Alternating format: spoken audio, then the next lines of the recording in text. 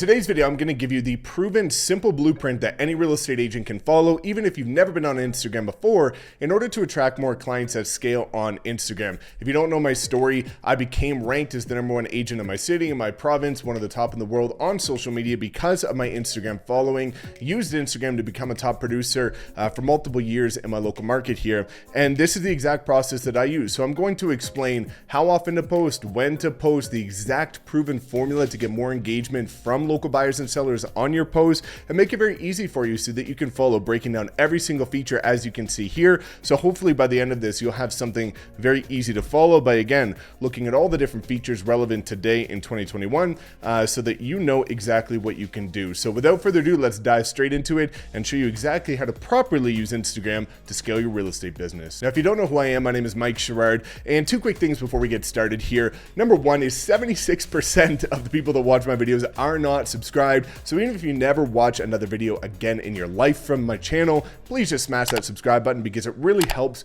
me out. And if you get any value from this, just give me a thumbs up because it helps the algorithm, and I guarantee that this is going to be a good one for you. So let's start with the feed and start breaking down exactly what you need to do. So let's talk about the feed and reels kind of simultaneously because you can promote the preview of your reels on your feed. So how often do you want to be posting on your feed? You usually want to be posting 2 to 3 times per week. Okay. Now there's a lot of people that say that you need to post every single day, and that's just simply not the truth. I posted every day back in 2017 for the first 600 days of my real estate career, and it did help me get to 10K followers. But what you'll see is that now I post less and I grow even quicker because it's about the quality, not the quantity. And I'm going to explain right now actually the exact formula of what you can do in terms of what to post, and then I'll explain when to post. So when we're looking at the formula of how to get more engagement on any social media platform for that matter, it is E to I equals FC. So let's break down what this is. So the first one is entertainment, the second one is education, and the third one is impact equals focused comments or focused engagement, okay? Which is exactly what we want. We don't want just people just tossing emojis in our comment section and something that means absolutely nothing. Yeah, it's a comment, but it does nothing for your business. We want to attract actual clients from this. So let's break down what you should actually be posting in order to fill each of these buckets. So let's look at entertainment, okay? And a lot of people make the misassumption that they're not interesting, they're a new agent, nobody wants to follow them. But from an entertainment perspective, this is why shows like IGTV even exists, because people are genuinely interested in the behind the scenes of the real estate market, which gives you a really unique opportunity to be the HGTV of your real estate market. So let's look at what we can do here in order to get, some entertaining content. So one of the biggest ones is behind the scenes or on the job, okay? These are ones of just your daily life, of you going to showings, of you one of the best things you can do in terms of a very easy process, and I'll break this down, is whenever you're doing anything, just take a selfie, right? And I know this is difficult because when I was in the beginning, I hated social media. I even get those reminders on Facebook of 10 years ago, you're making fun of people on social media, and now I'm that guy taking selfies. So let me explain what you need to do here, just breaking down a couple simple activities that real estate agents typically do. Let's look at open house. Number one is typically what most agents do with an open house is whenever they are having an open house or going to one, they just post a picture of the house on their Instagram and say, open house this Saturday at 2 to 3 p.m. Well, what you need to be doing is that whenever you go to that open house and you've got your brochures behind you or you've got your for sale signs behind you, take a selfie with that stuff behind you. What you want to be doing is you want to leverage what is the 80-20 rule, okay? And a lot of people have heard about this before, where when you look at this, 80% needs to have you in it, 20% can be straight biz. Okay, so straight real estate content, which is your new listings, your sold properties, things like that. But 80% of your content needs to have you in it. It doesn't have to be personal. It can be real estate related, but you need to be in the photo. So whenever you're looking at these activities of just listed, previewing a property, just sold, open house, doing showings with your clients, new development, new construction, whenever you're out and about on the job, behind the scenes, take a selfie when you're doing it. Another form of entertainment is just local, right? Local content. A lot of people are genuinely interested in what's going on in the city, and people know that realtors talk to more people than almost anybody. So what you want to be doing is whenever you're out and about doing anything, take a picture, take a video. Again, just take a selfie with everybody else at the event, whether it's a charity event, a local event, a big, kind of annual thing that goes on in your city, or just behind the scenes of any coffee shops, local businesses. They're always looking for something that's going on in your city, and people know that realtors are out and about all the time, talking to more people than almost anybody, and they want to see that. They want to see what's going on in your city, And because you're usually the one that's touring the city, you've got a really great opportunity to show and highlight some of the unique features of the city, some of the landmarks, some of the really quirky things that most people may not have seen before, speakeasies, restaurants, things like that. So that's another thing that you can do. Now let's look, for example, at education. What do we need to do for education? This is very simple stuff like buyer and seller tips, or investor tips if you're working with the investing community like I did. Very simple things like how to buy a house, how to sell a house, when is the best time to sell your house in your city if you're seasonal, how to prepare your house to sell, do you need to use staging, some of the misconceptions when people are buying, selling, pricing their property properly, what is the process after conditions. You can create a very impactful database of value-driven content that's educational to your clients just by looking or using the echo effect. And what the echo effect is whenever you get frequent questions from a client, just turn that into a video or turn that into a photo with a post and a caption and respond by one-to-many instead of one-to-one. It's efficiency versus effectiveness. And this is a really great way to, again, just educate your clients. And now let's look at the one that most people are curious about, which is impact. How are you going to do something that's impactful? And a lot of times it's related to like testimonial or happy clients, right? Or charity is usually the best ways to do this. So the way that I did this is, again, every time I sold a property or had a person buy a property is I would have them hold this massive sign outside of the property with their big smiles, their kids there and everything. And that really resonated with a lot of people because it was impactful. It showed how much people really liked working with me in the experience, and the outcome was getting the job done. So whenever you're looking at weaving this into your process, think about how you can create impactful driven content. Or now, like I do with my Lamborghini, is I always take kids for drives in my cars. People absolutely love that. I do a lot for the kids' hospital, or the children's hospital, people that have sicknesses or dreams to go for a drive. I'm always taking people for a drive in my car. Probably, again, looking at charity and happiness, the most enjoyment I get out of owning this Lamborghini is actually making others happy. So now let's look at Reels, because a lot of people are very curious about Reels and they make it very difficult. So let's look at the two easiest ways that you can do Reels, again, 2 to 3 times per week. When you're doing Reels, there's two simple ways that you can do this. And number one is property tours or previews.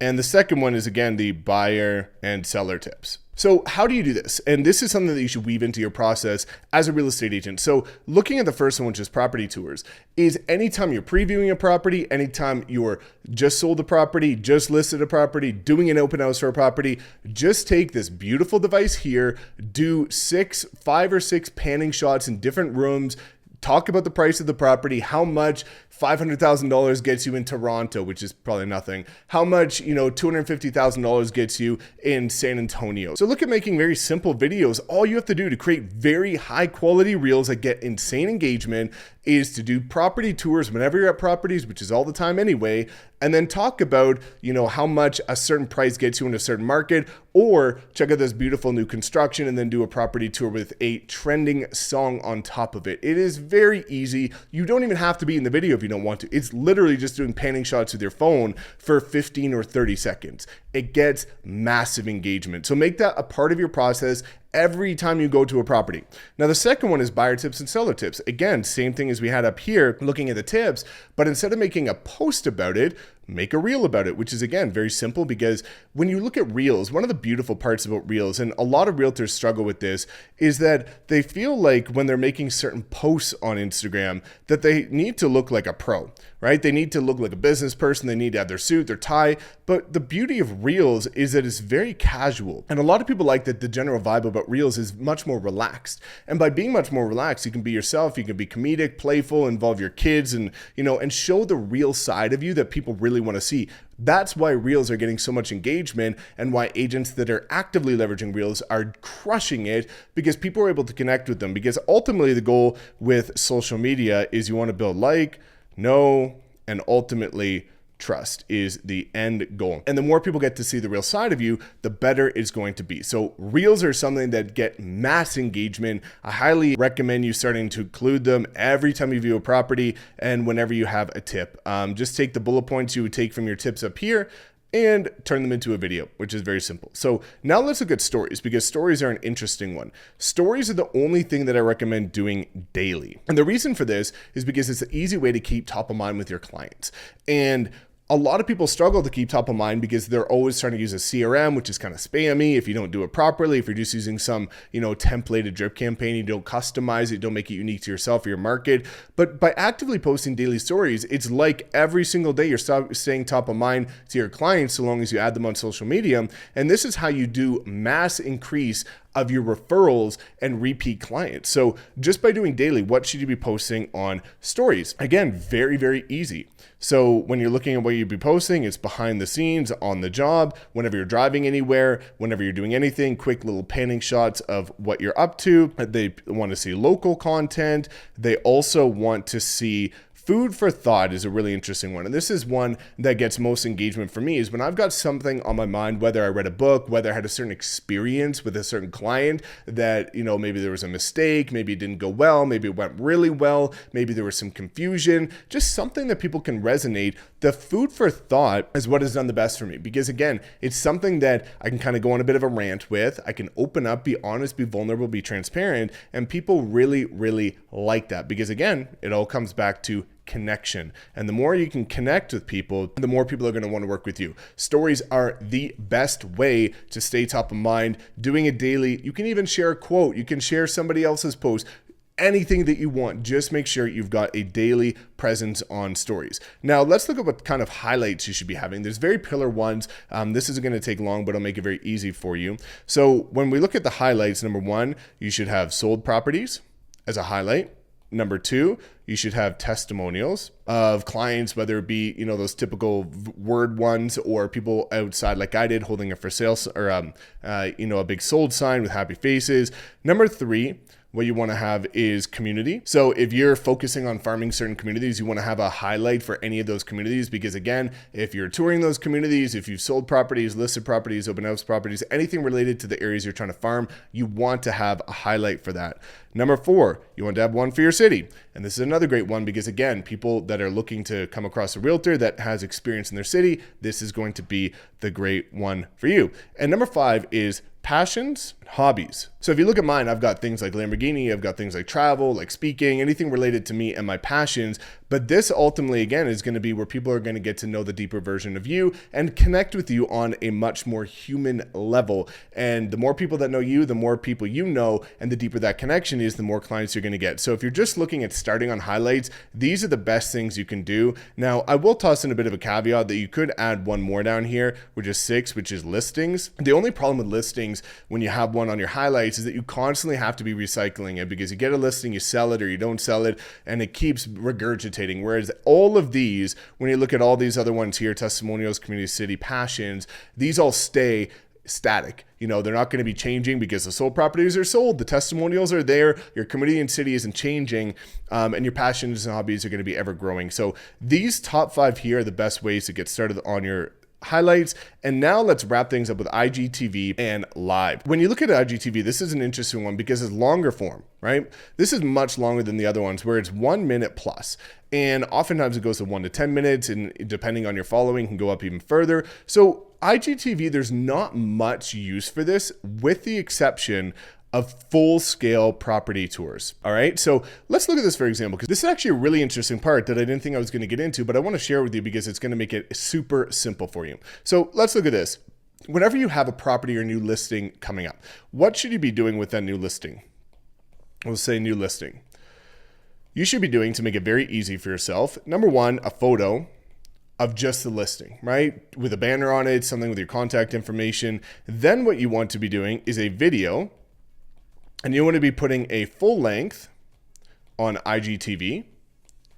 And you want to be doing a reel, which is short, doing the property tour. And then what you want to be doing is, again, a selfie. Or if you have somebody that's going to actually take a high quality for you, outside or inside the property. And then what you want to be doing is, again, whenever you sell it, this is just for the new listing, you want to do it all over again, maybe from different angles. So now every time you get a new listing, you've got multiple avenues to be creating incredible high quality content that really isn't going to take much time at all because you're already there, you're already doing the process, and it's going to make it very simple for you. So now let's look at live. Live is the last component, and honestly, live is the one that you don't really need to concern yourself too much with, except for one specific thing, which is Q&A. So I often use live for Q&A whenever you get frequent questions.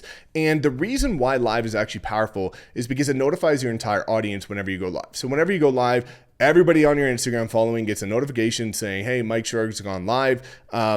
And it's an opportunity to stay top of mind on an even deeper level because of that notification. It's the same thing as like LinkedIn. Whenever you post an article, it notifies all of your connections. So whenever you want to go live, my biggest recommendation is a couple things: Q&A or events.